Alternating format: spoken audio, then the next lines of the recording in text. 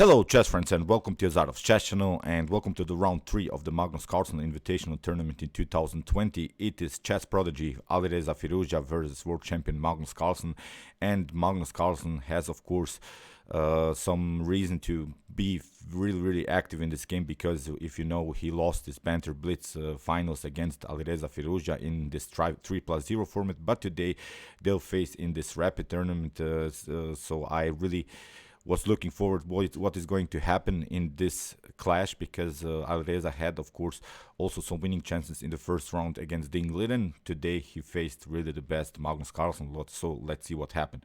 We have here d4 by Magnus, knight to f6 by Firouzja, and we have c4, e6, so far sort of an East Indian Nimzo-Indian setup. After knight to f3 we have the counter Nimzo-Indian setup, and now d5, the Queen's Gambit declined. So knight to c3, and Alireza played the move bishop to b4.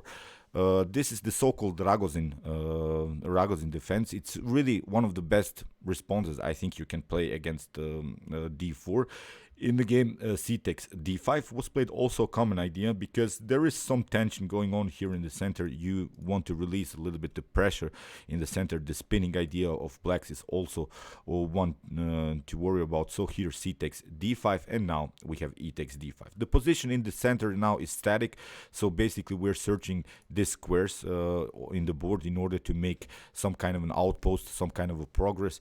In the game, Magnus played the very risky bishop to f4. The main line maybe of this Ragozin variation is to play bishop to g5. After something like h6, bishop to h4, g5, bishop to g3 would be a really aggressive line. Knight to e4, pinning idea. Now after knight to d2, most of the times I played like this, and after knight takes c3, b takes c3, bishop takes, rook to c1. We have really a dynamic game in which, okay, black has gained the pawn, but black has to retreat the bishop to a5. The pieces are a little bit uncoordinated, and the problem is you have already advanced pawns, so it would be really hard for black to castle. In the continuation of the game, white can proceed with natural moves e3, bishop to d3. So Magnus played the move bishop to f4, which allows now basically Alireza to play immediately this move knight to e4. But first he played the move knight to c6, because we want also to have a good central control of our e5 square. In the game, rook to c1 by Magnus. He knows of course that Alireza will go for this knight to e4 idea, and now knight to d2. You see, Magnus played a different move order. Now we have g5, a very aggressive move by Alireza Firouzja, but it's really a natural way to proceed in the Ragozin, immediately challenging this bishop.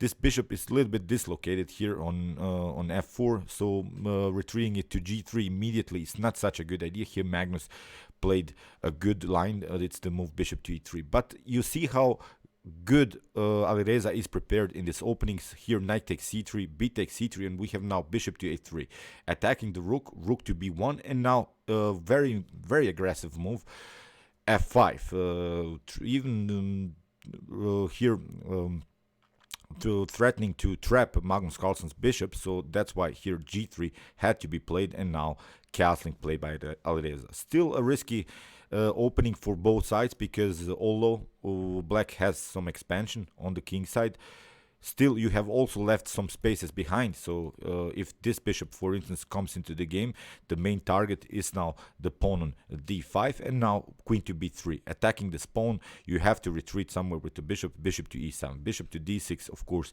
is not the possibility, because your d5 pawn is hanging. Bishop now we have f4, cracking the position, because this pawn is really annoying. The idea still was of course by Alireza to play the move f4 and again to trap the bishop, so that's why f4 had to be played by Magnus. And now knight to a5, a very good move I think by Alireza. The mistake that you can make, he really set up a trap basically for Magnus. It's not such a trap in which you lose the game immediately, but if you for instance play the move queen to b5, we have the opportunity to play something like c6, and after queen to d3, here I think we can again place our bishop on this very active square. Now the pawn structure is really compact, and we don't have any worries about this d5. So now there is this true tension here about this f4 square. This is the battle around this f4. So here I think queen to b5 would be sort of a loss of tempo. So that's why in the game Magnus played queen to c2, not allowing Alireza to kick his queen all over the board, and now we have c6. Again, this cementing idea of this pawn, as I said, this is the main weakness in Alireza's position, and now bishop to g2. You see, the problem is this knight is, although it's on the edge of the board, it's still active. The main positional threat by black is if black manages to occupy this very weak c4 square. So for instance, if you try knight to b3 to challenge the knight, here knight to c4 is very risky. You would have to retreat with your bishop, and I'm not seeing a good way how you should make progress here, because then we would have again a positional threat. It's the move b5 in which black would further cement this very well outposted knight. So that's why in the game bishop to g2 played, and now finally bishop to d6. Alireza had to play again on this very active diagonal. Again, I'm pointing out this is this main idea to crack the position.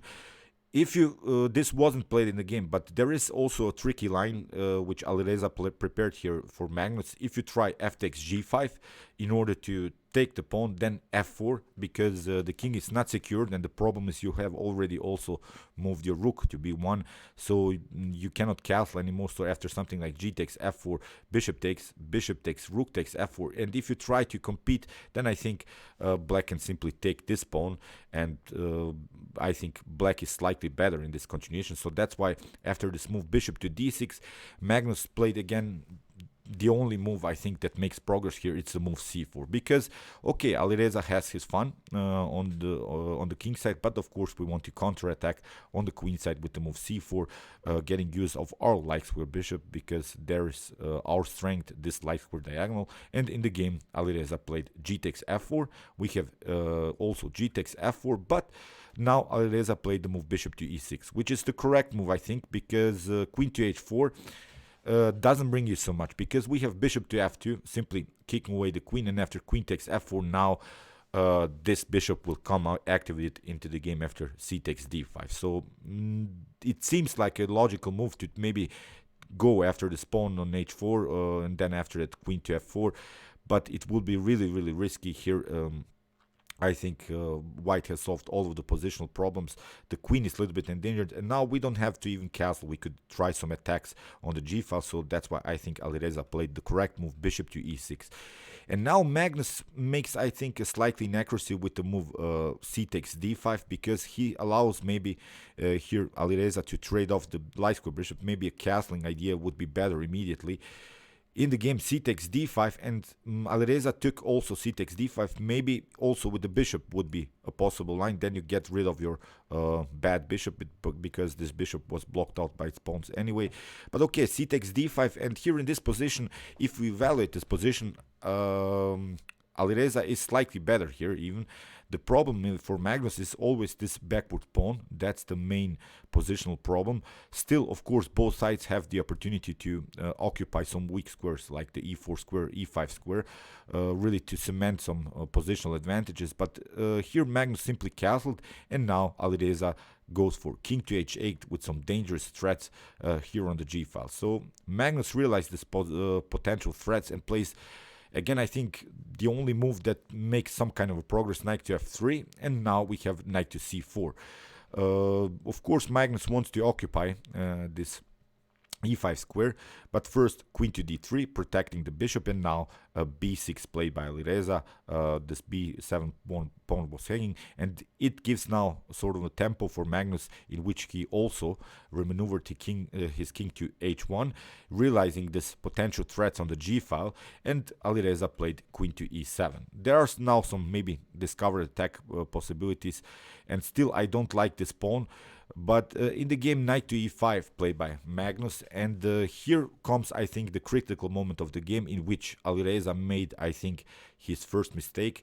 Here he already equalized the game. Maybe he should have proceeded with rook to g7, rook to g8 like he planned to do. But in the game he played bishop takes d6, which I think was a mistake. He gave up the bishop pair for nothing. Basically, he improved the pawn structure of Magnus Carlsen.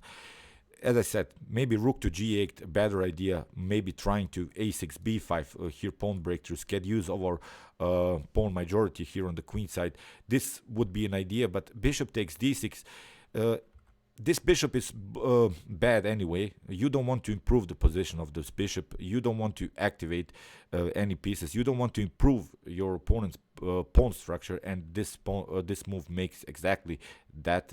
Bishop takes d6. We have bishop takes e5, f takes e5, and now we have rook to g8, but it comes a little bit too late, because now you see this bishop is aiming in a potential continuation. You see, if the position allows it, if this bishop comes maybe to f6, this could be really dangerous. Taking out the bishop here on e3, it wouldn't be also a good idea for Alireza, because he made that mistake after queen takes e3. Let's evaluate now this bishop's activity. This bishop is always attacking these two weaknesses. This bishop is basically like a pawn.